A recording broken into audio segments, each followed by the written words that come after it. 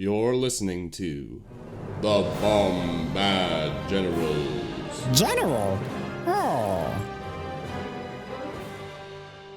Hello, everyone, and welcome back to another great episode of the Bombad Generals. It's me, Matt. I'm here with Seth, and long awaited, we've got Todd back. Todd, hey, really good to see you. Welcome back. Thanks, guys. Anything? It's you got carried away, taken away by work early last time. I'm sure you really want to get your voice out to the masses. Anything you want to say to the audience?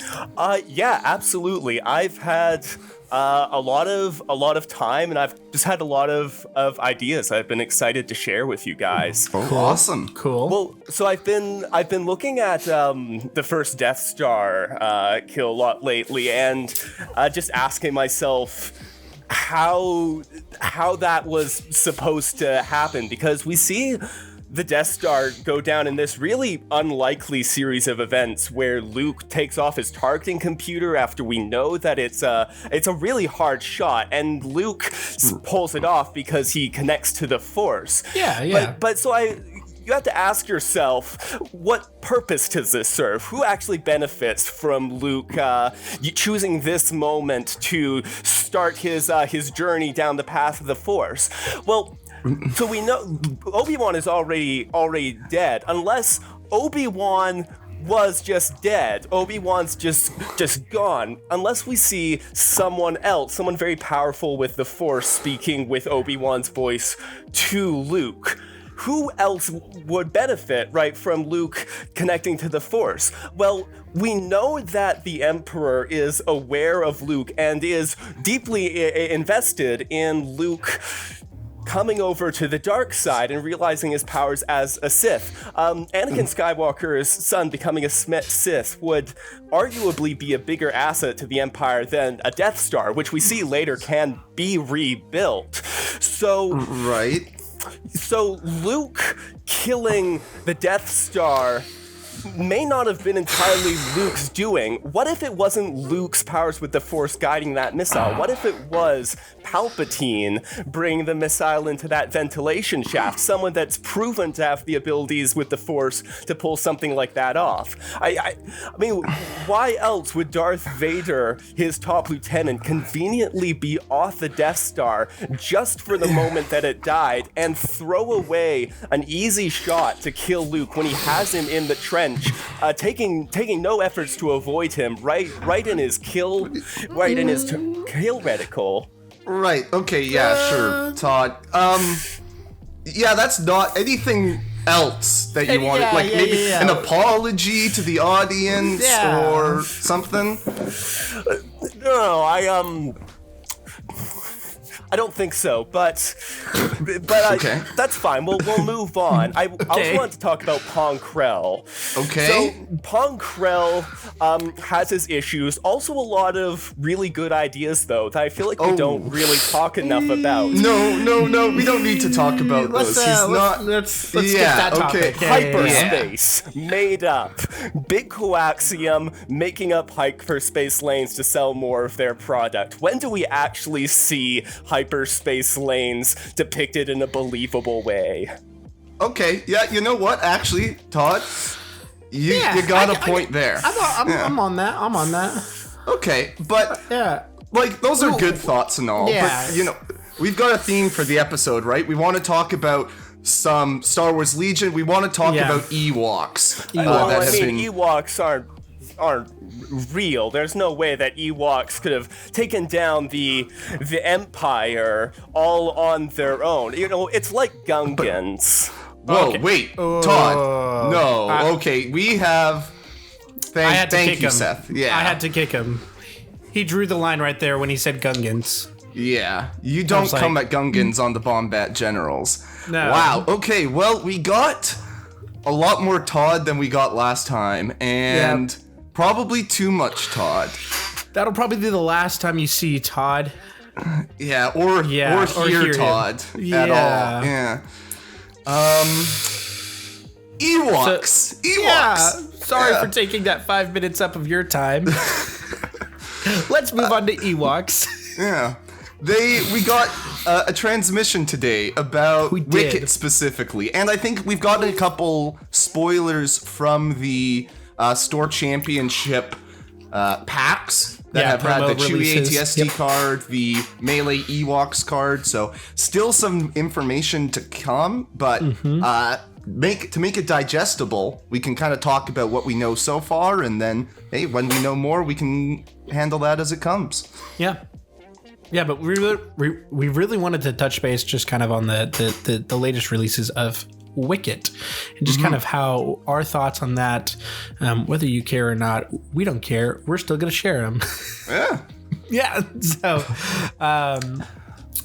anything you want to say, Matt, before we get diving in? No, I think time to go straight to the point. We've wasted enough around of their here. time, right? Yeah. Okay. So share the screen. Let's We're gonna start actually not with Wicket's card, but with Leia's card, because I think it's gonna be important. We're gonna reference it a lot when we look at Wicket's card, because it's a permanent card from Leia that issues orders to Wicket and Leia herself, gives Wicket teamwork, Leia Organa. Yes. And when I think the official term is Tree Light Village, something like that. I think something like that. An Ewok commander issues orders to a friendly rebel unit. Yes. Oh my goodness, I'm all scrambled up. When an Ewok commander issues orders, choose a friendly rebel unit at range 1 and issue it an order. And then the reverse. When a rebel commander issues orders, you may choose a friendly Ewok unit at range 1 and issue it an order. So just extra orders out, which is it's a really lot of nice. extra orders, which is really cool. Unless there's some special rules in maybe the Battle Force itself, Leia would need Underworld connections to order Wicket with this card, because he is a mercenary. And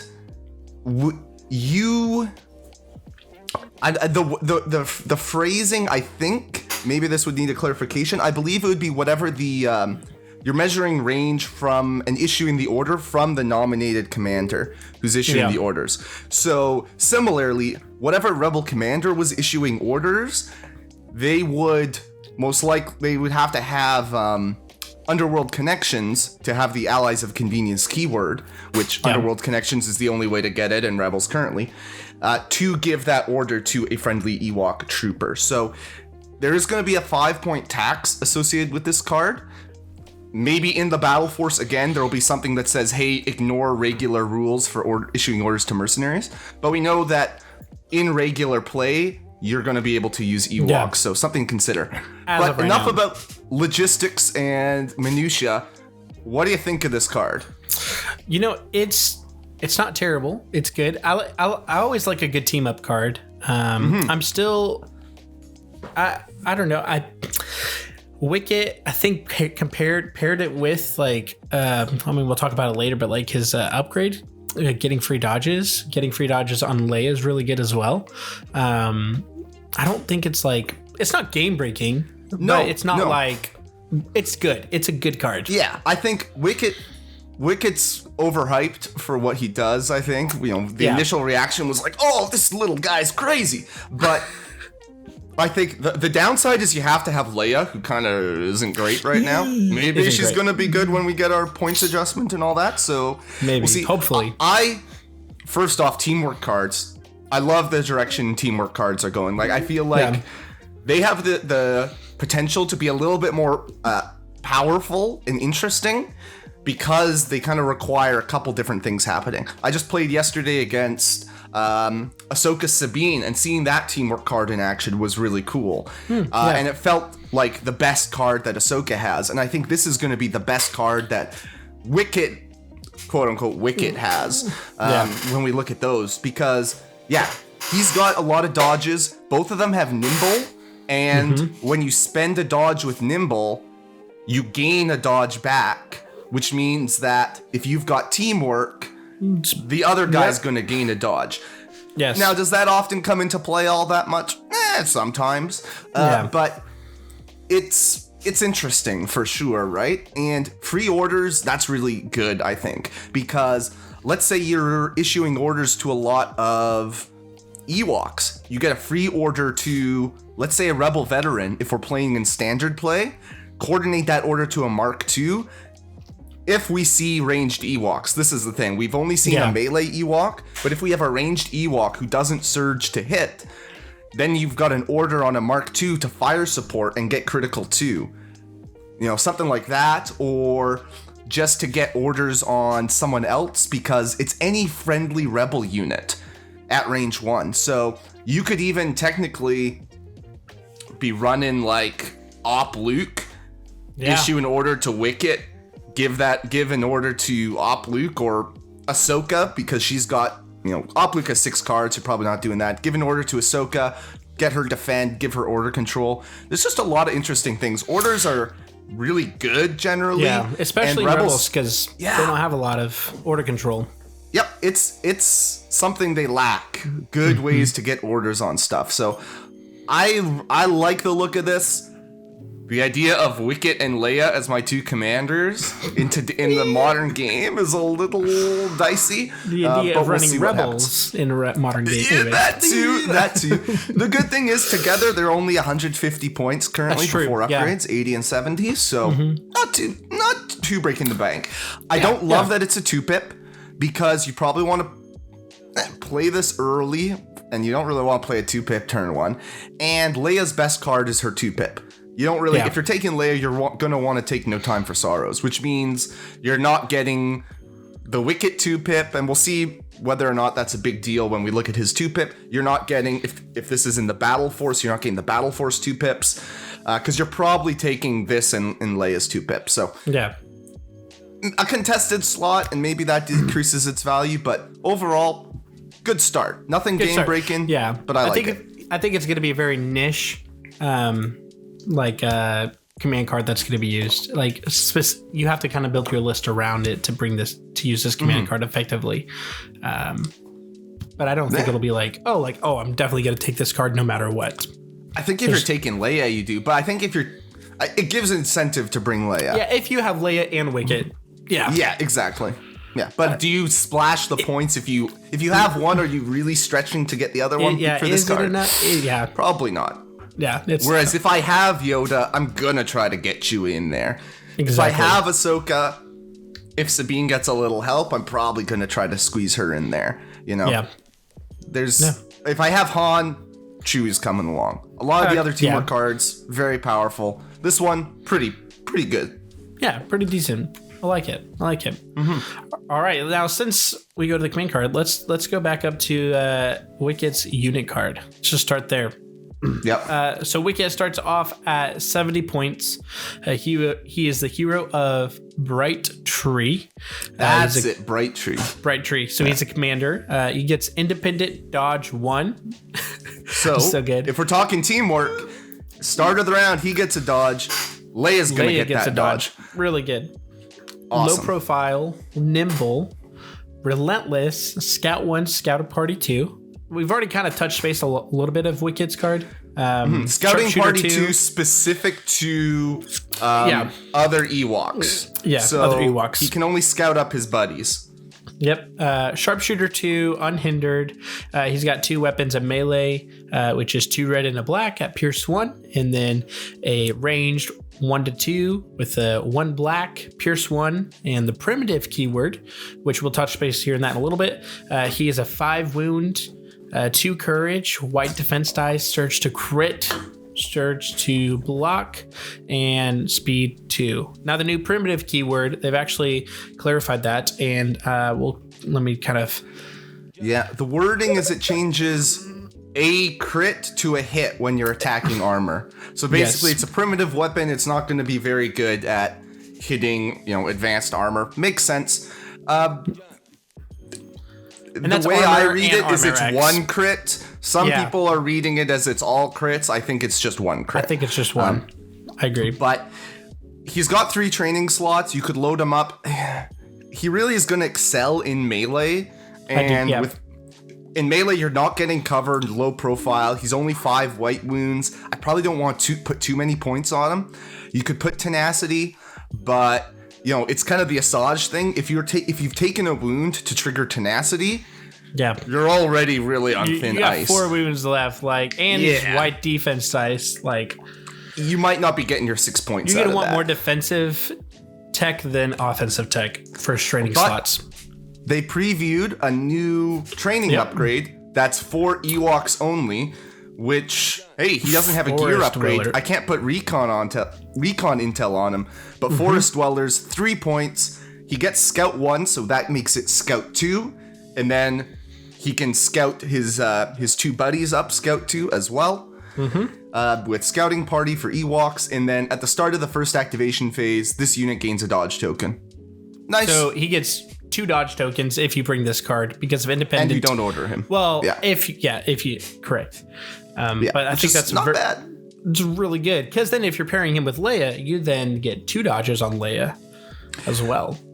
Now, if you're in a position where that dodge is coming into play a lot turn 1, is that great for you? Maybe not. No, but probably not. It's nice to have it. It's 1 point more than recon intel, and you get a free dodge. If someone shoots at him, and you can take 1 shot and get out of the way. Maybe, now I'm just thinking on the fly here, maybe you do take tenacity on him because then it's a little bit of a disincentive for them to shoot him. They're like, he's got a couple dodges, low profile, he's in cover. I don't really want to mess around with that. I won't bother shooting him, and then maybe you're happy with that. I get that, But once you put, this is 3 points. If you're looking at situational, that's 4. Tenacity 6. All of a sudden, he's 83 points. I don't know. But I think those are probably the top 77 3. is good right there. I'll probably start him off with just the 2 training upgrades. Situational and Forest Dwellers. Yeah. I think that'll just be a good combo. Yeah, but I guess before we get too far in the whole, his command cards are going to shape this too, right? So his 1 pip is interesting. Really Oh, you have a higher opinion on it than me. Okay, sell me on this 1 pip, Seth. Oh, no, I have a higher opinion on his 2 pip. On his 2 pip. Oh, I love his 2 pip. We'll get there. Yeah, we'll get there. Oh, dang, it's a little fuzzy, but okay. Oh, it's just taking a second. It's a weird effect for a 1 pip. It is. It's interesting. So it's called Close Call. It is, you just issue an order to Wicket. At the start of the activation phase, Wicket gains 1 dodge token. So boom, another dodge token. Who doesn't love that? Well, he's not getting independent, so it's true. Effectively a wash. Yeah, because he can't comms relay off his order or anything like that. Correct. This round, Wicket increases his maximum speed to 3 and gains outmaneuver. Wicket may not make attacks this round. Yeah, which is interesting. So here's the thing: if this is a disengage card, you can't really engage with it because you can't make attacks. I mean, you could double move into something and kind of be there for next turn, but if it's a card to get out of dodge, he's not doing a whole lot at range. He needs to get into melee to really do damage because 1 black, even with sharpshooter 2, that's gonna blank a lot. And it's like 1 pierce 1. It's not the worst, but you're probably trying to get him into melee. If you're trying to get him out, speed 3 is nice. Double moving speed 3 is a long way with unhindered, but he has to withdraw or he doesn't have disengage. I don't know. I think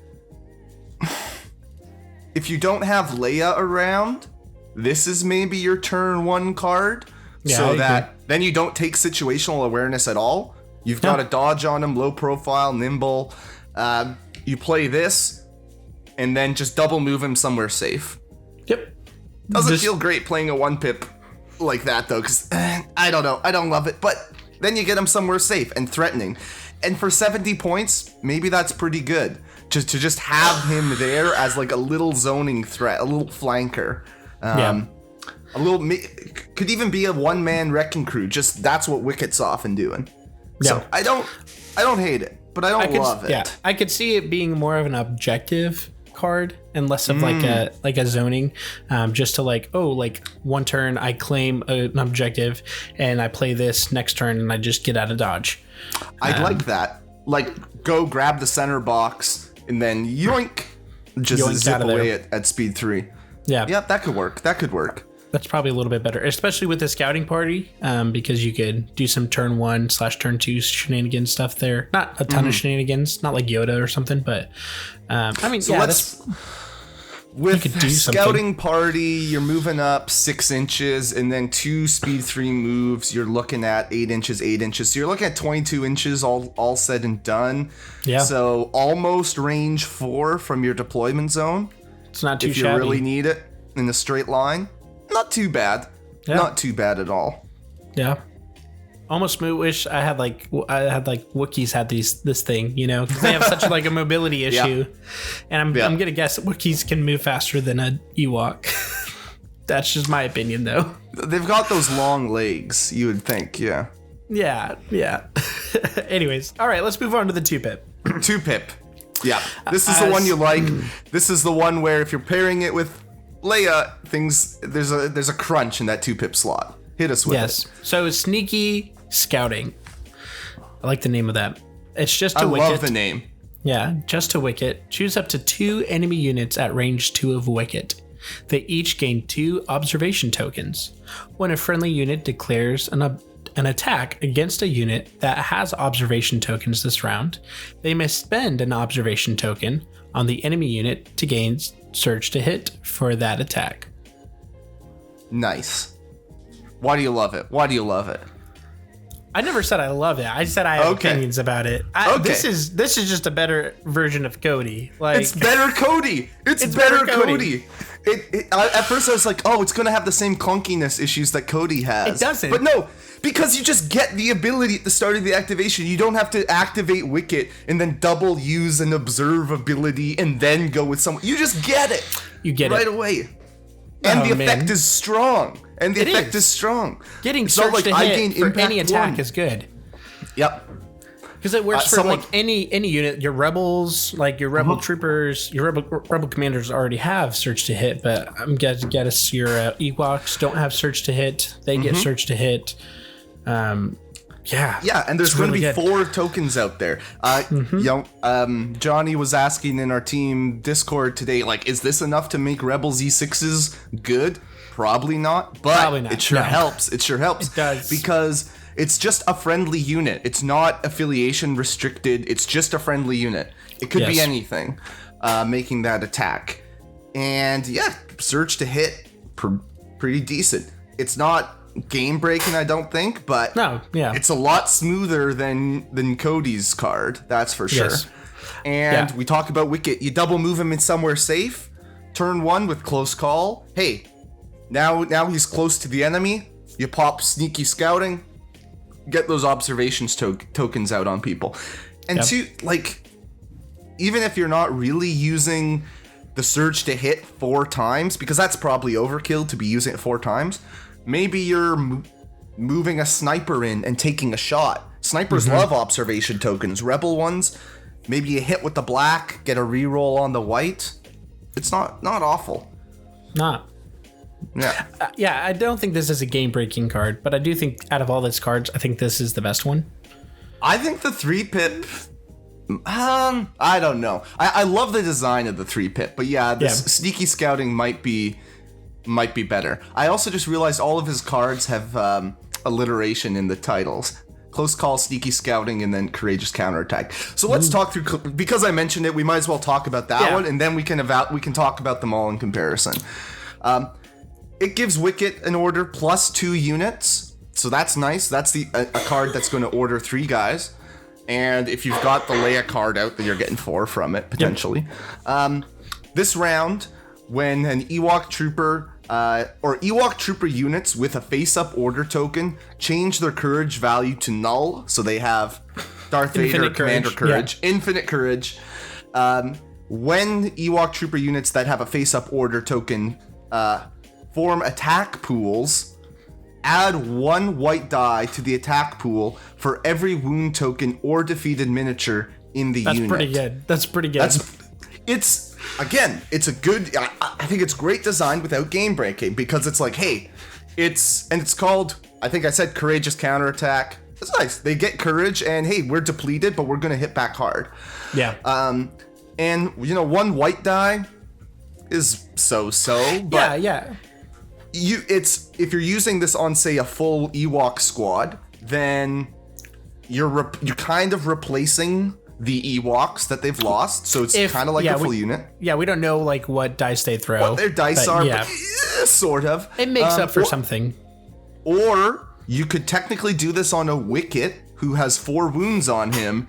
Yeah. And now his sharpshooter gun is a black and 4 white sharpshooter 2 pierce 1. That's a lot better. Or in melee, he's 2 red, a black, and 4 whites. So Wicket really loves this. That's pretty good. That's the great thing I love about it is that it's melee or ranged. Yeah. It's not either or.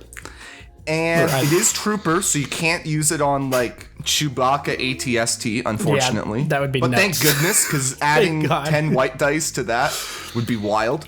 Yeah. The phrasing is I'd have to look at the rules. Maybe I should have done this prepared a little bit more. But it's saying when they're forming attack pools, add 1 die to the attack pool, singular. It's not saying to one of the attack pools, which makes me wonder if you split fire, if you get dice multiple times, because something like let me pull up Boba Fett's rule with respect card here, and the phrasing on that one, which would have also been written by AMG, so we can kind of compare it more side by side. If we pull up Boba Fett and we grab rule with respect, it says, when a friendly unit in range 1 line of sight makes a ranged attack, add 1 black die to one of that unit's attack pools. That's how it's phrased. Interesting. This one says, it's weird because you say, to the attack pool, but you do that multiple times. So I think, as written, you could do this twice, which means if you've got, like, let's say 7-man squad, because 6 guys heavy. Let's go crazy. Let's say 8-man squad with a heavy weapon. And you're down to just the leader and the heavy. The leader could attack one guy with his dice plus 7 white, and then the heavy could attack another guy, potentially, again, pending rules forum clarification, with the heavy weapon dice plus 7 white. And now we're cooking with gas. That's pretty sweet. That's pretty good. Or you can't do that and it's just kind of fine. Yeah. Infinite Courage, pretty good for objective play. I think this is a great like turn 6 card, like late game. Like make sure your units don't panic and like you're hitting hard still, like against your opponent. It's only while they have the face up, so after they activate, they could still be panicked and not count for scoring. But I think it's pretty solid. Good order control. Fair. Good courage stuff. If someone's starting to panic them, you can do like His Eminence sort of thing where, hey, you can't panic me. I'm just going to recover and do the one action I would have done anyways. And all that courage is gone. This is a card, though, that you're probably only playing in something where either you are playing the battle force or you're going like Wicket plus a couple Ewoks in a regular rebel list, because you want to get that. Though honestly, I say that if you're going solo Wicket and just normal rebel list with Wicket in there, it's not a terrible card if you're only affecting Wicket to get, once he's wounded. The problem is once he's wounded and it's a 3-pip, is he going to survive long enough to actually use the ability? Yeah, I guess it depends. Like if you're bringing like the generic like rebel card over this card. Maybe, no, definitely like, not. You would take the this generic card. rebel cards are bad. Oh yeah, no. I'm saying like if that was what you were already bringing, like I think you would bring this. Oh, for sure. Yeah. Before you would bring that one. So like, I think all of his cards kind of work if you just want to have slim down Wicket, where he's doing his own thing. He's part of a greater good. Now, is he going to synergize? Can rebels? Can they afford a character like that who's not working with the rest of the army so much? Maybe not. Probably not. Remains right to now. be seen. Yeah, but he could be an annoying little bugger for 70. Let's call it 73, because I think without maneuver on the 1-pip, you probably don't take situational. You probably aren't taking tenacity. Let's just say 73 points. not terrible if you can squeeze him in there. Doesn't fulfill your commander requirement in regular play because he is a mercenary, so you're going to have to take a rebel officer or, Cassian. You can always do Cassian, infiltrate him, because list building's done, and you still have an extra commander. It's what people are doing with Pike Capos and Cassian right now, right? So there's play. I think Wicket will show up in a few of my lists. Yeah. And sneaky scouting, I like. If you're not using Rebel Z6s, though, who are you really using it on is the question. Hear me out. Other than other Ewoks. Run Wicket. I know you're losing out on one unit, but run Wicket with Pikes. Get Pikes surge to hit. Okay. I'm listening. That's not running them with the capo, but I feel like you would have to run them with the capo because if you bring Wicket, you're not bringing the right. You can't have the capo. Yeah, so that's kind of a marginal. Yeah, and of course, you can't bring the capo because they're two mercenaries and you won't have an actual commander. Exactly. They're already going to have a surge token, so it's minimal gains that you're getting. But yeah, I could see it. I'm just looking through the Rebel roster, and so many things surge offensively. Well, I think as you look through the Rebel roster, I don't think surge to hit on them even is enough. Well, so other than Rebel troopers, so there's Rebel troopers, Ewoks, if you're bringing Wicket with Ewoks. Yep. And I think the only other thing is the AA5 speeder truck. Not terrible. Having the AA5 speeder truck dishing out surge to hit on the 6 black die gun in a meta where darks aren't around, maybe, and there's not so much impact. Wicket could be in the truck if you want, because he doesn't need line of sight. He could just be really close to the enemy. That's true. Wow. It's just a funny image for me to have a whole big huge bus for a little tiny Ewok jumping Definitely in worth there. it. Plus the AA5s were at indoor, I believe. Yes, definitely. Canonically speaking, many AA5s at Endor. Yeah. That's how they got there. That's how they just out of the Lambda shuttle, just a little shuttle service to the bunker. Yeah. Well, real quick, while we're talking about vehicles, do we want to touch base on Chewbacca? Yes, let's do it. Yeah, let me pull that up real fast. This is going to be, I apologize for all the people that are, let's see. Oh, it doesn't even finish the thought. He's going to apologize to them, and then it's just like it's pretty blurry. I apologize for anyone watching. Yeah. It's a blurry image that I'm unable to pull up. Well, while Seth does that, just to make things interesting, I'll start talking through the card. First off, let's just go with. Well, we'll talk about the card and then we'll talk about the theme.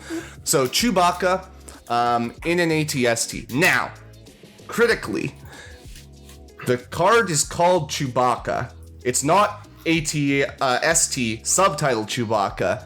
It's Chewbacca is the name of the card. Under the new rules, the way things are phrased, it doesn't say you have to nominate Commander's operatives. People kind of looking into this when the card was revealed. Again, remains to be seen whether you could technically use the Chewbacca cards, like his command cards, with this or not. So we won't really talk about that because, hey, there's still plenty of time. I'm sure at some point we'll get a few more Ewoks and then we can talk about the clarifications. But keep that in mind. So that also means, though, that you could not run him and regular Chewbacca in the same list, which is good to keep in mind because I think, Ewoks could be very aggro. Regular Chewie with Guardian helps a lot with that. You can't have both of them. And this Chewie only goes in the Battle Force. He can't go in regular Rebels. That being said, armor, full armor for the ATST. Behind 11 wounds, 8 resiliency, standard ATST stuff, surge to block. Natively, surge to crit because Chewie's a great pilot. Yeah. So you're not paying for the pilot. Arsenal 2 built in, Inspire 3. That's pretty good. Incognito. That's the K2 Maul Probe Droid keyword. So enemies beyond range 1 of you cannot attack you unless you've attacked or done an objective action. Which they don't have a way to do that. No. Actually, no. If not. you add no, actually, they did. No. I think they did clarify. Bombing run. You can add a bombing run token to it, and it's not. It hasn't done any actions, and you can now assign bombing run tokens to incognito units because they took out this part that said you couldn't. Nuts. Fun times. Thank you, CRB, for that. Now, and then built into it, it has no upgrade slots, so all the weapons are built in. The grenade launcher, melee, and a lot of them work in melee. So the grenade launcher is melee or range 1 to 2. 2 black dice, fixed front blast, twin light, rainbow. We've seen, I've heard there's 2 different cards out there. I've only seen the range melee and then 1 to 2 card. Mm-hmm. I've heard that there's cards where it's pictured as 1 to 3, like the regular twin light blaster. It's melee to 3, but yes. I'm trying to not say that, and I really pet peeve soapbox time. We had our range discussion, measuring 101, and we said melee is not a range, right? It's not range 0. It's a thing. If you're in melee with someone, you're still at range 1. It's just a different thing. So to say melee to 2, I mean, technically, I guess you can kind of say it, but it kind of implies it's going to cause more confusion. It's going to make it seem more like melee is range 0, which it isn't. Apologize for anyone confused right now. Yeah. They used to write melee /1 to 2. Look at Palpatine's weapon, right? Yep. Now they just wrote melee -2, making it seem like it's a continuum. That's a pet peeve. If you're confused, just forget I said anything. I see what they're doing, but I don't like it. Yep. I see it, but I don't agree with it. Okay. But yeah, basic regular twin light, but maybe range reduced to 2 instead of 3. Yes. And then the main twin blaster cannon, double rainbow, 1 to 4, impact 3. So all the main melee, or all the main weapons of the ATST, not the regular melee, because now the guns work in melee, and not the mortar. And no upgrades. So thematically, I love it. It's the idea of you don't get to customize it. You just commandeered this in the middle of battle. You get what you get. You get what you get. And hey, good job, Chewie. Everyone's inspired by you, so you get inspire. You're incognito because people don't realize you're in there. So thematically, love it. Yeah. Mechanically, it's expensive. It's $190. $190 for all that. Oh gosh. Yes. And so the basic ATST currently is $155. If you put the hammer pilot on it, and let's be real, the difference between surge crit and surge hit in many instances is not that much. Even when you're shooting to armor, it can spike, it can be good, but it's not that different. You put the elite armor pilot on, you put on the grenade launcher, the twin light, you're looking at 183 points. So you're losing the ability to put link targeting on. You're losing potentially 1 range on your twin light, but you're gaining incognito and inspire 3 for those extra 7 points. Yes. I don't know, and the marginal value of surge crit instead of surge hit. I'm not sure if it's worth it. To me, depends on that range of the twin light. If it's range 3, great. But again, then you're not really using incognito because you're probably shooting before you get close enough to the enemy anyways. If it is range 2, you're really leaning into that push everything in your opponent's face kind of territory. Which is cool, but not what I want to pay 190 points on a vehicle for necessarily. Yeah, no. If you avoid a couple shots, I think it's worth it. That incognito may come into play more than we think, because a lot of rockets are range 2 to 4. So getting within range 1 already, you're like, you can't shoot your rockets at me, So I think that may be helpful a little bit. So there's less impact coming your way. Yeah, But if you're going up against like a turn force one, user, even if you shoot turn one, if you hold the ATST for last, you might avoid a couple RPS shots or HH12 shots because they can't shoot you yet when you haven't done anything. So see, it will have some value. I don't even think you shoot. I just think you just dive in. Double move. Well, Yeah. and that's the thing, right? We saw Wicket. He's got scouting party. We've seen melee Ewoks.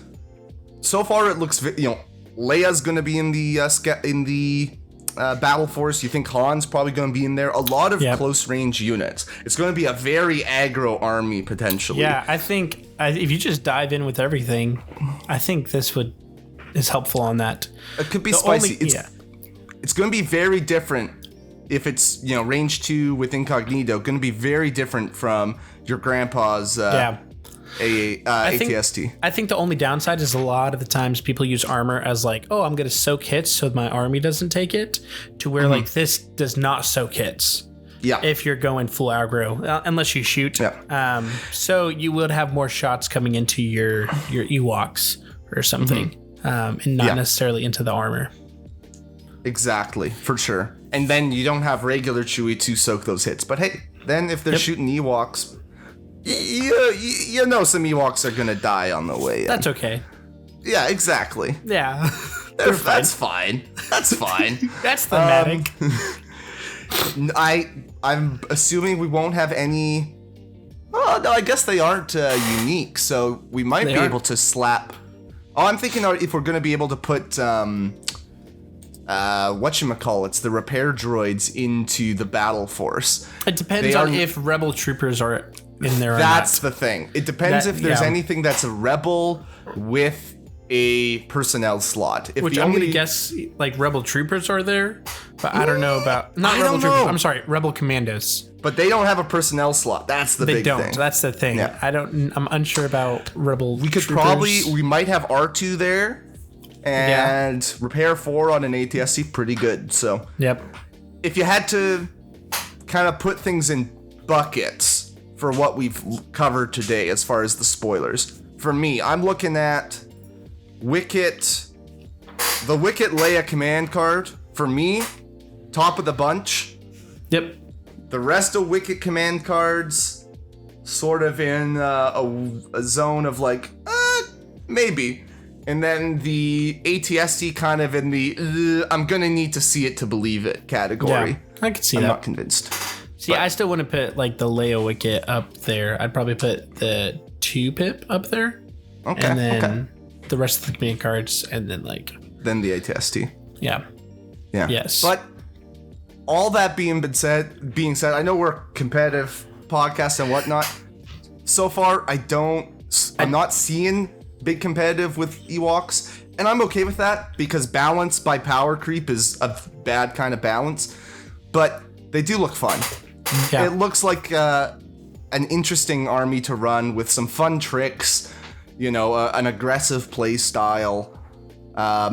So that's got me excited. I'm more likely, having seen the stuff today, seen all this stuff, I'm more likely to buy in at least, Wicket and a couple Ewoks to put in a regular army. Maybe not enough to run the battle force, but a start. And I think if Black Suns get a point increase in this next update, I could see this being a pretty good aggro list that'll if they like playing Black Suns, switch over because they're cheaper. They've got bodies, right? They right now, bodies. Rebels are in a tough spot, partly because they've got white saves, but only 5 of them, maybe 6. Yeah. Ewoks are going to bring volume, which could be the deal breaker, especially if Darks are reined in and we don't have 12 dice with blast coming at you. I hope not. If disclaimer on everything, if Darks aren't fixed, then your teddy bears are going to explode real fast from the robot menace. We don't know how they throw, but they could throw 12 black at range too. Who knows? True, but they probably also have primitive and are not going to do great into armor. Oh yeah, That's the thing. They won't. Yeah. They won't. So. They won't compete with Darks. Darks would wipe them out, but they could be still nasty to normal trooper units. Yeah. Awesome. And that's that, I think. That Any is closing that. thoughts? Yeah. I think, yeah. You said it before. Like, I don't think Ewoks. This isn't like a super competitive, but they do look. I'm pretty impressed how like thematic they look, and they look fun in like casual play. And I know we'll talk later in the future about like casual versus competitive play and just all that jazz. But it just they look fun. They look just like watch. I'm just The gonna ranged Ewoks are gonna be busted as heck and everywhere, and then we'll rewind to this and say, "Oh, how naive they were." Oh gosh, yeah. Oh man, I hope. I think I'm gonna have a fun time playing them. Like, yeah. And I'm also gonna have a fun time killing them. So, to summarize, Ewoks are very real. They can take down the Empire Menace. Gungan's also very real, and we appreciate Gungans here. Not in Legion yet. We're still waiting for that. No, but in life, I just want to say, after how we opened the show, that the Bombad Generals are 100% a pro-Gungan podcast. We are, yes. And if the other podcasts are not explicitly saying that, I believe they are anti-Gungan, and you need to stop listening to them and only listen to us. Yes. Yeah. Cancel all the other podcasts that are not pro Gungan. Yeah. And Todd is canceled as well. Yeah. Todd is definitely canceled. Hopefully, maybe we can find a replacement for Todd. Yeah, exactly. If you want to be the next co-host, hit us up. We'll probably ignore you, but you can hit us up. Yeah, and one person took up our challenge and made a tier list for the Jedi and posted in competitive chat for roasting. So good on you, there was more than one Tom. person, but there was one more person than one. Did post One person it tagged me. Okay. Yes, there you go. Yeah, there good. you go. All right, enough of this. Enough of this craziness. Yep. Thanks everyone for listening, watching, whatever you do, and unlike Todd, stay Gungan. This has been the Bombad Generals. Listening to Bombad Generals is not scientifically proven to make you a better Legion player. Side effects may include bad dice rolls, missed triggers, aim losses, bankruptcy, divorce, vomiting, and sudden death. Ask your doctor if Bombad Generals is right for you.